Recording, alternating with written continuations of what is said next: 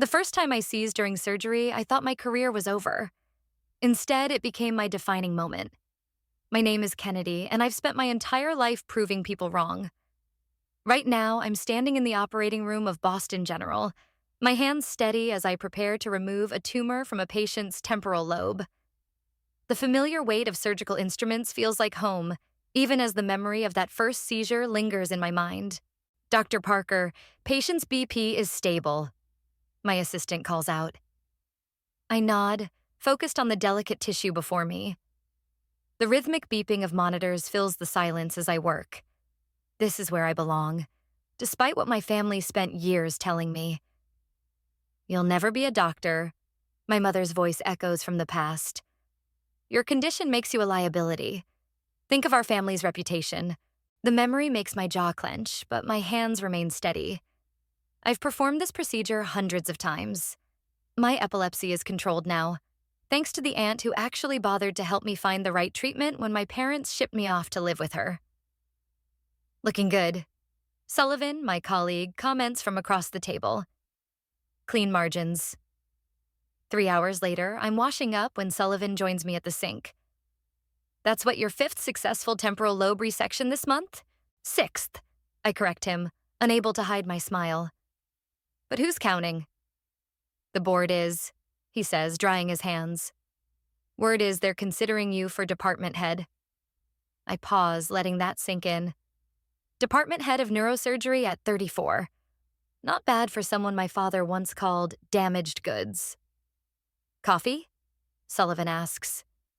You can tell me all about how you're not going to call your family to brag. I laugh, but it's hollow. They stopped taking my calls years ago. Besides, I doubt they'd care unless they could somehow use it to boost their social standing. We head to the hospital cafe, our scrubs drawing the usual respectful nods from staff and visitors. Sullivan grabs our usual table while I get our coffee. Black for him, oat milk latte for me. Saw your parents in the society pages again, he mentions as I sit down. Something about a charity gala? Let me guess. Supporting children with cancer? I take a sip of my coffee. They love causes that make them look good, as long as the suffering stays at arm's length. You ever wonder if they regret it? Sending you away? They regret having a child with epilepsy. There's a difference. I check my phone. 3 new patient referrals. Besides, Aunt Mia gave me something they never could. Acceptance. Sullivan leans forward. Speaking of acceptance, that article about your innovative approach to temporal lobe surgeries is getting serious attention. The medical journal wants to feature you on the cover. Now that might actually make my mother notice me, I say with a smirk. Though she'd probably just criticize my hair in the photo. My pager buzzes. Emergency consult needed. As I stand, Sullivan catches my arm. Hey, Kennedy. You know you proved them all wrong, right? You're not just successful despite your epilepsy, you're successful, period. I give him a genuine smile. Thanks, Sully. Sometimes I still need to hear that. Racing to the ER, I feel the familiar rush of purpose. Every successful surgery, every life saved, is a testament to what I've overcome. My family might have written me off, but their rejection became my motivation. The ER is chaos, standard for a Friday night. I spot my resident waiting by the nurse's station. What have we got? I ask, taking the offered tablet. Male, 42, presented with severe headaches and focal seizures. CT shows a mass in the left frontal lobe. I review the scan, already formulating a surgical plan. This is where I shine, where my past transforms into purpose. Every time I help someone with a neurological condition, I think of that scared teenage girl being told she was too broken to succeed. Book an OR, I tell the resident. We're going in tonight. As I prepare for another surgery, I catch my reflection in the window. I see what my family couldn't. Not a liability, but a force of nature. My epilepsy didn't define my limits. It showed me how to break them. The OR lights flick on, and I take my position at the head of the table. This is my revenge. Not just surviving, but thriving. Every life I save is a middle finger to those who said I couldn't. Every successful surgery proves that sometimes the best thing your family can do is underestimate you. Because that's the thing about being underestimated. It gives you one hell of a motivation to prove everyone wrong. The call came on a Tuesday morning, just as I was reviewing post-op notes in my office. I almost didn't answer the unknown number. Dr. Parker speaking. Kennedy? The voice was familiar, though I hadn't heard it in years. It's your mother. My hand froze over the patient chart. 15 years of silence, and now this? What do you want? My voice came out harder than I expected. It's Quincy. He's sick. Very sick. A pause. We need your help. Of course. They wouldn't call unless they needed something. I'm sure there are plenty of qualified neurosurgeons in New York. They say you're the best, the only one who can perform the type of surgery he needs. Her voice cracked. Please, Kennedy, he's your brother. I closed my eyes, remembering the last time I saw Quincy. He stood silent while our parents packed my bags, shipping me off to Aunt Mia's like damaged merchandise. I'll review his case files, I said finally. Have them sent to Boston General. That's all I'm promising. 2 days later, they showed up at my hospital. I was walking to my office when I saw them. My mother in her designer suit, my father looking distinguished in gray, and Quincy noticeably thinner than I remembered, leaning on a cane. Sullivan appeared at my side. Want me to tell them you're in surgery? No. I straightened my white coat. Time to face the music. My mother moved to hug me, but I stepped back. Let's take this to my office. The walk was silent, heavy with unspoken words. Inside, they took seats while I remained standing, putting my desk between us. The tumor's location is tricky, I said, pulling up Quincy's scans. Near the brainstem. Most surgeons won't touch it. But you can?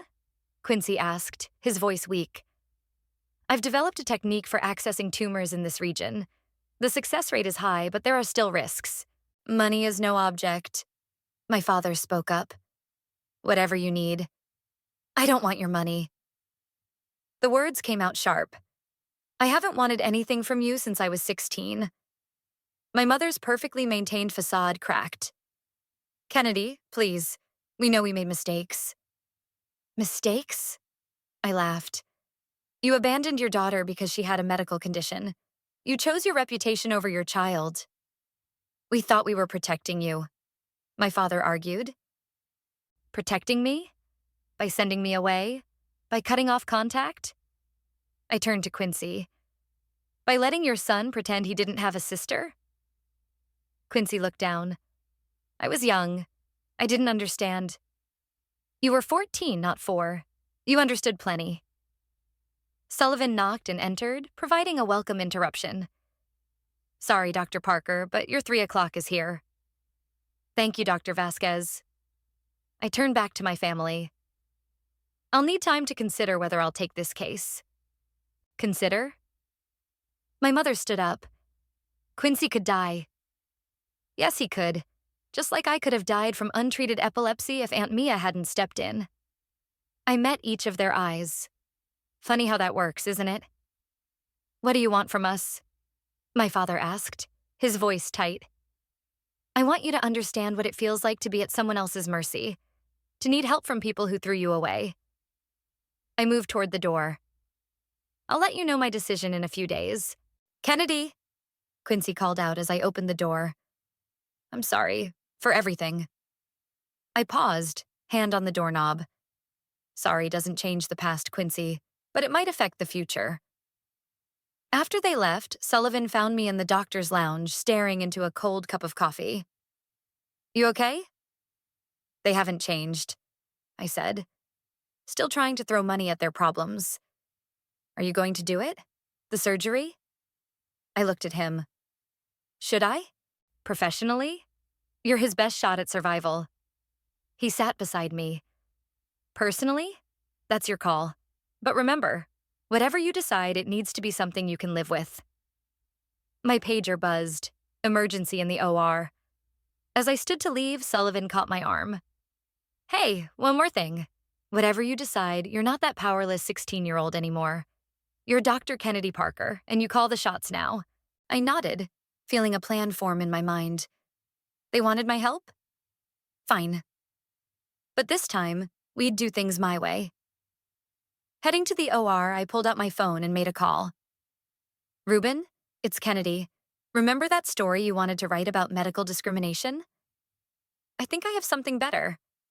How do you feel about family drama, redemption, and a little karmic justice? The journalist's interest was immediate. I'm listening. Good, because this story, it's just getting started. You want them to do what? Sullivan nearly choked on his coffee as we sat in my office discussing my terms. A public apology, I repeated, scrolling through Quincy's latest test results.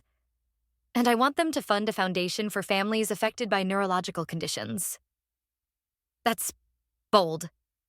He leaned forward. Your parents are going to lose their minds. They lost their humanity years ago. This is just making it official. I turned my laptop around to show him an email. Ruben's already interested in covering the story. A knock at my door interrupted us. Aunt Mia stood there, her silver hair neat as always, concern etched on her face. I came as soon as I got your message, she said, pulling me into a hug. Are you sure about this? I gestured for her to sit. Remember when I had that seizure at your house? My first week there? Mia's eyes softened. Of course. You were so scared. You held me afterward. Told me I wasn't broken, just different. I swallowed hard. That's what this foundation could do for other kids. Show them they're not alone. While publicly humiliating your parents in the process. Sullivan added with a slight smirk. That's just a bonus. My phone buzzed. A text from Quincy. Can we talk? Alone? 20 minutes later, I found him in the hospital garden, looking smaller than I remembered. The golden child of the family, reduced to this. Your latest scans show the tumors growing, I said, sitting beside him. I know. He stared at his hands. I also know about your terms. Mom's having a meltdown. Shocking. Kennedy. He turned to face me. That day they sent you away. I've replayed it so many times. No, let me finish. I watched them pack your things while you were at school. Dad said it was for the best, that you'd get better care with Aunt Mia. His voice cracked. I knew it was wrong, but I was scared. Scared of standing up to them. Scared of losing their approval like you did. Scared of your sister's broken brain? The words came out bitter. Scared of becoming an outsider, too. He met my eyes. I was a coward. A memory flashed. Quincy sneaking into my room the night before, promising we'd always be close. Another broken promise in a lifetime of them. You know what the worst part was? I said. Not the rejection from Mom and Dad. I expected that. It was losing my little brother.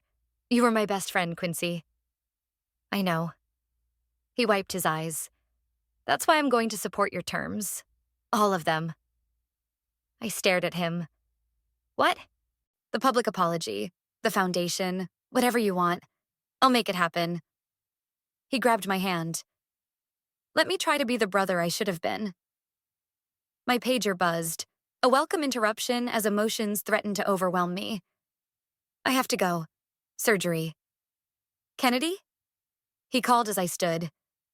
I really am sorry. Back in my office later that night, I called Ruben. I want to do the interview, I said, but I have conditions. Name them. We focus on the foundation, not just family drama. This needs to be about helping people, not just revenge. Even better, he said. When can we start? A knock at my door revealed Sullivan with takeout. Thought you might need dinner and moral support. Perfect timing. I put Ruben on speaker. Let's draft these terms properly. For the next hour, we outlined everything. The public apology, the foundation's structure, the media strategy. It felt surreal, turning years of pain into something productive. Your parents won't like this, Sullivan warned as we finished. They don't have to like it, they just have to do it. I checked my phone. 3 missed calls from my mother. Besides, what choice do they have? Dr. Parker? My resident appeared at the door. Mr. Parker's latest labs are concerning. His pressure's rising. I grabbed my coat. Time to make a decision. Kennedy? Sullivan called after me. Whatever you decide, make sure it's about healing, not hurting. In Quincy's room, I found my parents already there. Mother's makeup was smeared from crying, father's usual composure cracking. Well? Mother demanded. Will you help him? I looked at Quincy, pale against the hospital sheets. Then at my parents, their perfectly crafted world crumbling around them. Yes, I said finally. I'll do the surgery, but first we're going to have a press conference, and you're going to tell the truth. All of it. You can't be serious. Father started. I am. And if you want the best neurosurgeon in Boston to save your son, you'll do exactly what I say. I headed for the door, then paused. Oh, and Mom, wear waterproof mascara to the press conference. You're going to need it. The hospital conference room buzzed with anticipation. Reporters filled every seat, cameras ready. Ruben sat in the front row, giving me a subtle nod. Are you sure about this? Sullivan whispered as we waited in the adjacent room. Watch and learn. I straightened my white coat and checked my phone. One new message from Aunt Mia. Give them hell, sweetheart. My parents entered, looking like they were heading to a funeral. Mother's designer suit couldn't hide her trembling hands. Father's jaw was clenched so tight I worried he'd crack a tooth. Remember, I said quietly, stick to the script or I walk. The press conference began with the hospital administration introducing me as their leading neurosurgeon. I stepped up to the podium, feeling the weight of 15 years of silence lifting. Thank you for coming, I began. Today isn't just about medical advancement. It's about truth, accountability, and the power of second chances. The cameras clicked as I continued. Many of you know the Parker family as pillars of New York society. What you don't know is their secret, how they handled having a daughter with epilepsy. My mother flinched. Good. I'm here to announce the creation of the New Horizons Foundation, dedicated to supporting families affected by neurological conditions. And now my parents would like to say a few words. Father approached the podium first, his usual confidence nowhere to be seen. 15 years ago, he read from his prepared statement. We made a terrible mistake. When our daughter developed epilepsy, we chose our reputation over her well-being.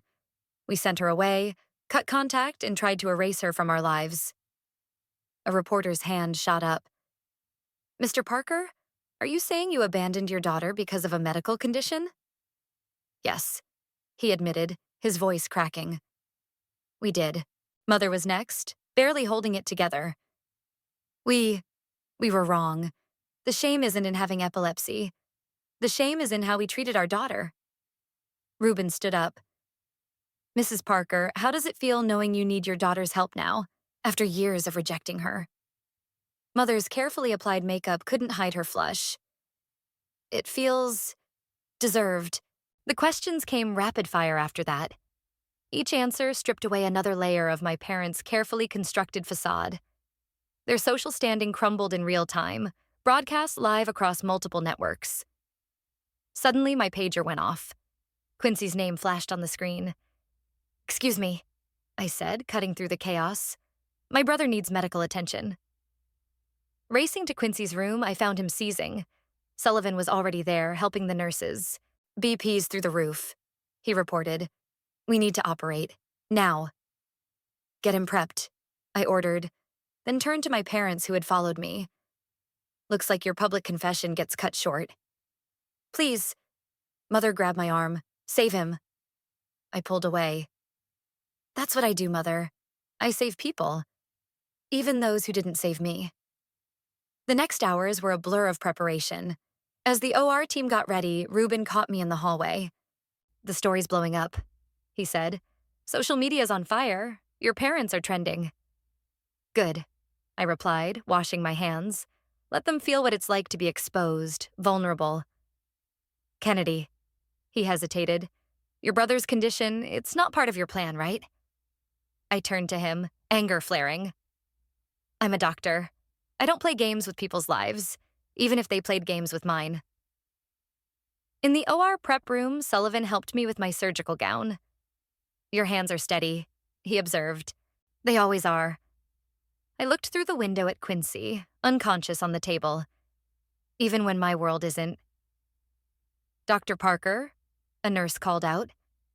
"Your mother's asking if she can observe from the gallery." I paused, considering. Let her. Let her see exactly what her daughter became without her help. The OR lights blazed as I took my position. Looking up, I saw my mother in the observation room, pressing her hand against the glass. "Scalpel," I called out. As I made the first incision, I heard Sullivan's voice. "Remember what you said about healing, not hurting?" "I remember," I replied, focused on the delicate tissue before me. But sometimes healing hurts worse than the injury. The monitors beeped steadily as I worked, my technique precise. Each movement brought me closer to saving my brother's life, and closer to completing my revenge. In the gallery, my mother watched her 2 children, one fighting for life, the other fighting to save it. Both lost to her in different ways. "BP dropping," a nurse announced. "Come on, Quincy," I muttered. "Don't you dare die on my table. We're not done yet." The monitors screamed in warning, and suddenly my perfect plan didn't seem so important anymore. "He's stabilizing," I announced, watching the monitors return to normal. The entire OR seemed to exhale collectively. 8 hours later, I stepped out of surgery to find my parents and Aunt Mia in the waiting room. Mother jumped up, mascara streaked down her face. "He's alive," I said before she could speak. "The surgery was successful." Father slumped in his chair while Mother burst into fresh tears. Aunt Mia caught my eye and smiled proudly. "When can we see him?" Mother asked. "He'll be in recovery for several hours." I checked my phone, dozens of notifications from the press conference coverage. "Meanwhile, we need to discuss the foundation." "Now?" Father's head snapped up. "Our son just had brain surgery. And my childhood was destroyed by your shame. We all have our crosses to bear." I sat down across from them. "The paperwork's ready. $10 million initial funding plus annual contributions." "10 million?" Father sputtered. "Would you prefer I list a price for your son's life?" I met his gaze steadily. "Because I can do that too." Aunt Mia stepped in. "Royal Poppy, just sign the papers. You've lost enough already." While they reviewed the documents with the hospital's lawyer, Sullivan brought me coffee. "Your revenge is trending on Twitter," he said, showing me his phone.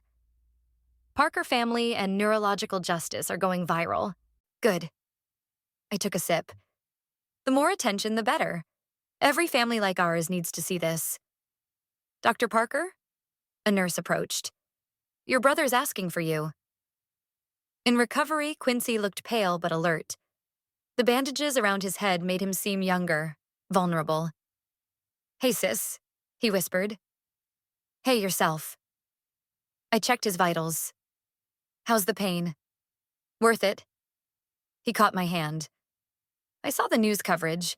Mom and Dad looked destroyed." "That was the point." "No." He squeezed my hand. "The point was the foundation. The families you'll help. The rest is just karma." Before I could respond, Ruben appeared in the doorway.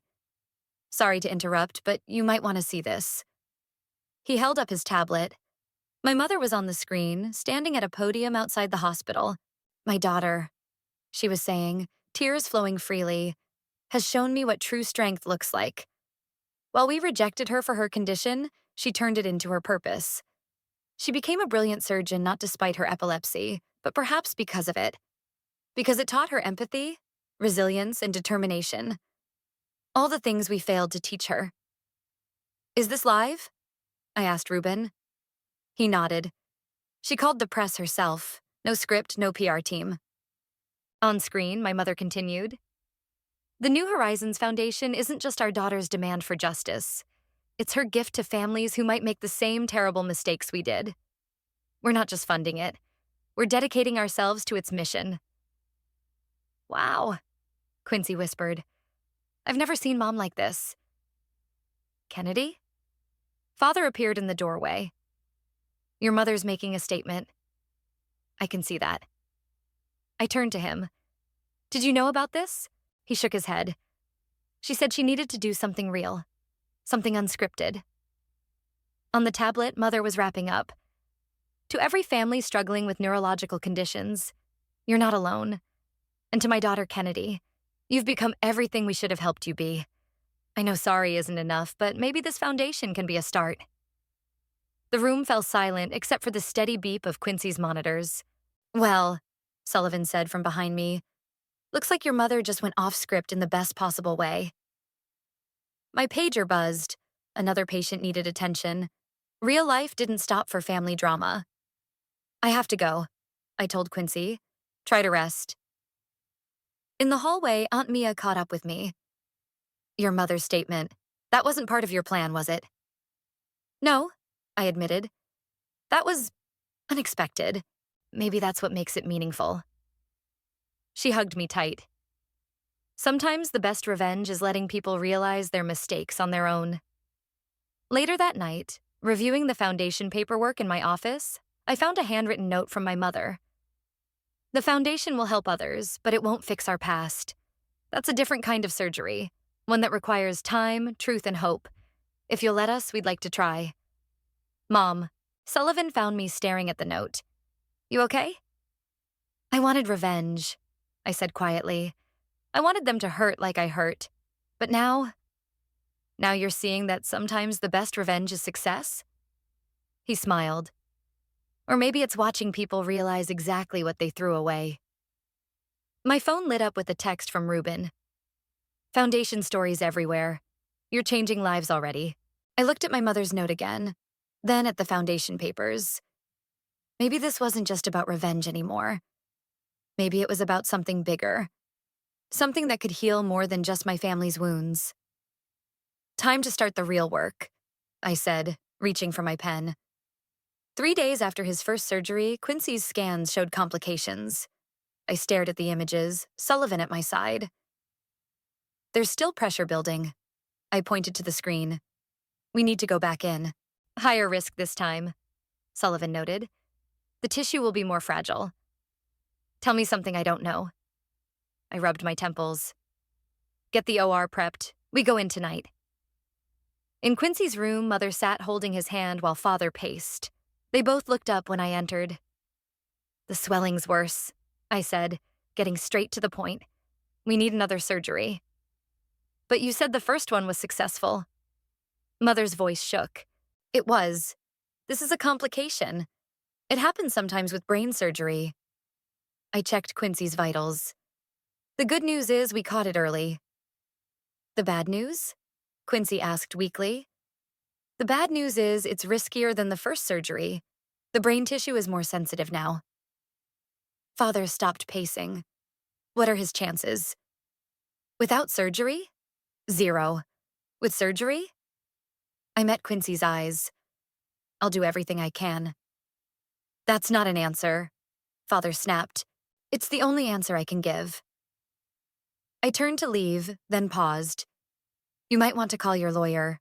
Update any paperwork, just in case. In the hallway, Aunt Mia waited with coffee. You're scaring them, she said, handing me a cup. Good. They should be scared.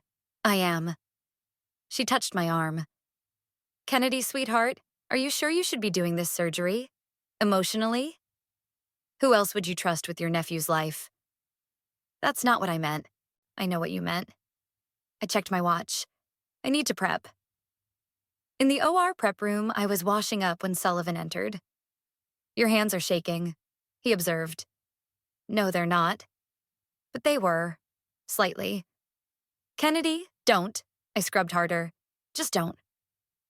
Okay, then let me ask you this. Are you trembling because you're scared of losing your brother or because you're scared of saving him? I stopped scrubbing. What's that supposed to mean? It means revenge is simple. Forgiveness is complicated. Before I could respond, Quincy was wheeled past us toward the OR. He caught my eye through the window, managing a weak smile. Dr. Parker? A nurse appeared. Your parents are asking about observing again. I nodded. Let them watch. They should see what their son is going through. In the OR, everything was ready. I looked up at the observation room where my parents stood, mother clutching father's arm. Scalpel, I called out. The first incision was clean, but as we got deeper, complications arose. BP's dropping, a nurse announced. I see it, I said, hands steady despite my racing heart. Push more fluids. Heart rate's elevated, Sullivan warned. Come on, Quincy, I muttered. Work with me here. In the gallery, I heard Mother's muffled sob. For a moment, I was 16 again, hearing her cry about how my epilepsy would ruin the family name. Kennedy. Sullivan's voice cut through the memory. Focus. Right. Focus. This wasn't about the past. This was about saving my brother's life. Hours passed. The surgery was delicate, each movement crucial. Finally, the pressure began to decrease. Looking good, Sullivan confirmed.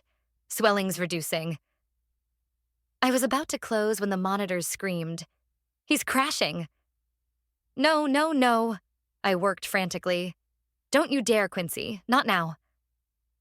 Mother's screams from the gallery pierced the OR. Father's face pressed against the glass.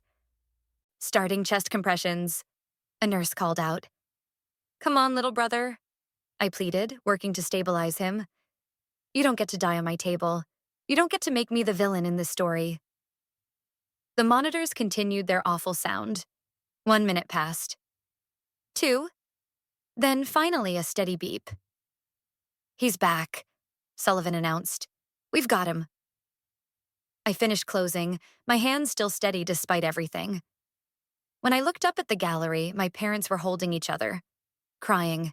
In the scrub room afterward, I finally let my hands shake. You did it, Sullivan said quietly. Yeah. I stripped off my surgical gown. I did. So what now?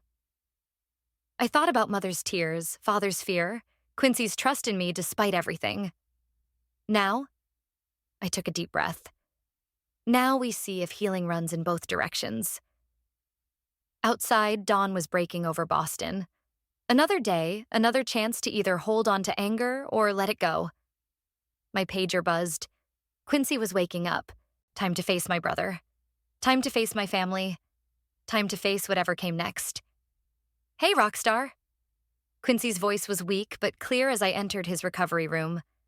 Heard you had to restart my heart. Just keeping things interesting. I checked his vitals. How's the pain? Worth it. He caught my hand. You saved my life. Twice. That's what doctors do. Is that what sisters do too? Before I could answer, Mother burst into the room, Father close behind. The foundation website just launched, she announced, holding up her tablet. Look at the donations pouring in. I took the tablet, scrolling through the numbers. Over 2 million in public donations already, on top of my parents' contribution. People are sharing their stories, Father added. Families who went through similar situations? I know. I handed the tablet back. Ruben's been keeping me updated. Kennedy, Mother stepped closer. We've been thinking about the Foundation's leadership. If you're trying to take control... No, she interrupted. We want you to lead it, with Aunt Mia as co-chair. I stared at her. What? You understand these families better than anyone, Father said. You lived it, and clearly you know how to make things happen. Plus, Quincy added from his bed, you're kind of trending as a medical hero now. Sullivan appeared in the doorway. Sorry to interrupt, but Dr. Parker's needed for a consultation. Go. Quincy waved me off. Save more lives. We'll be here. In the hallway, Sullivan grinned. There's no consultation. Just thought you might need an escape route. Thanks. I leaned against the wall. Did you hear about the foundation? The whole hospital's talking about it. You're becoming quite the celebrity. That's not what I wanted, isn't it? He raised an eyebrow. You wanted to expose their shame, right? Make them face consequences? Yeah, but now they're actually trying to make amends and it's messing with your revenge narrative? Before I could respond, Aunt Mia appeared with coffee. Your mother just called me about co-chairing the foundation, she said. What do you think? I think I took the coffee. I think I need to show you something. I led them to my office, pulling up files on my computer. These are all the cases I've handled involving families like mine. Kids with epilepsy, tumors, neurological conditions. I scrolled through the list. Every single one faced some form of discrimination or abandonment. And you helped them all, Sullivan noted. I tried, but it's not enough. One doctor can only do so much. I turned to Aunt Mia. But a foundation? With real funding and public support? We could help hundreds of families, she finished. Maybe thousands. My pager buzzed. This time, a real consultation. Think about it, I told Aunt Mia. The foundation needs someone who understands both sides, the medical and the personal. Back in Quincy's room later that night, I found him alone, reading foundation proposals on his laptop. Shouldn't you be resting? I asked. Can't. Too excited about this. He patted the bed beside him. Come look at these programs we could fund. I sat down, scanning the screen. Support groups, medical research, family counseling. Remember when we were kids? He asked suddenly. How you used to read me bedtime stories. Before the seizures started. No, he corrected. Even after.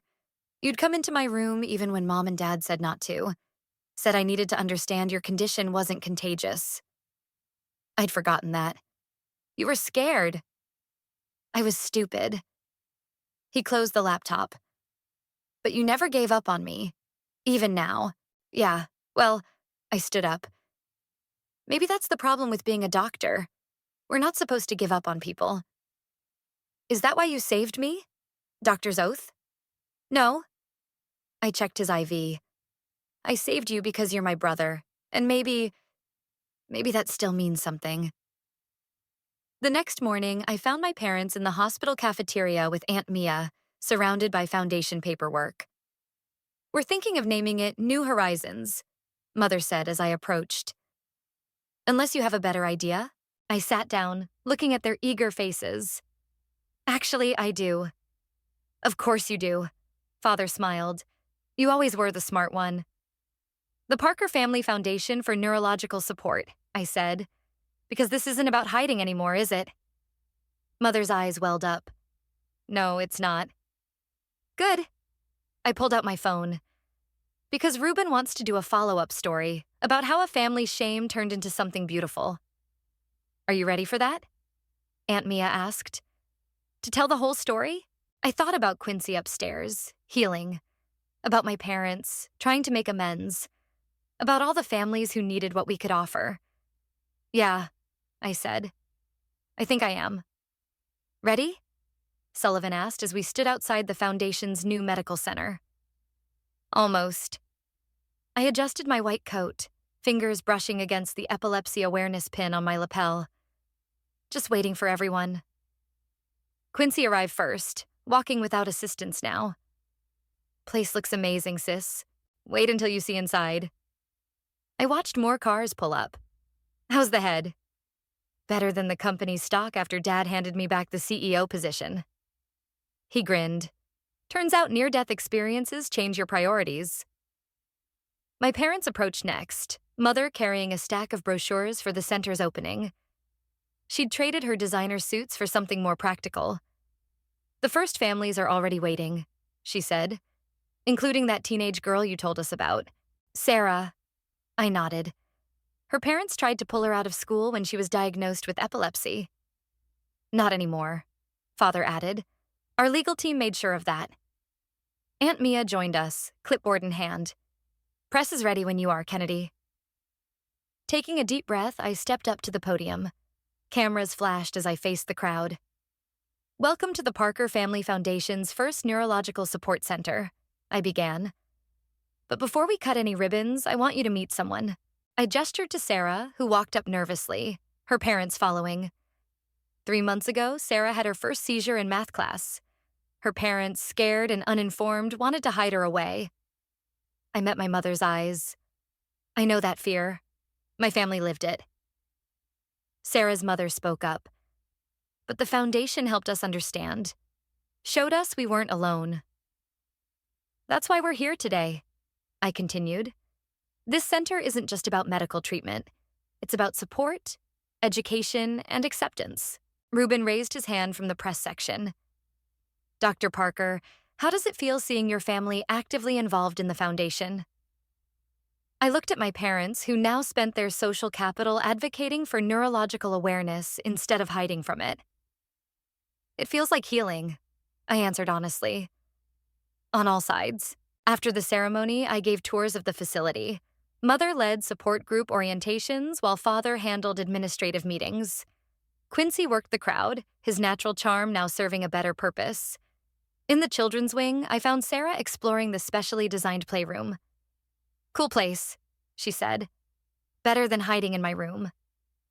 I had a room like that once, I told her. Until someone taught me I deserved better. I felt Aunt Mia's hand on my shoulder. And now you're teaching others the same thing.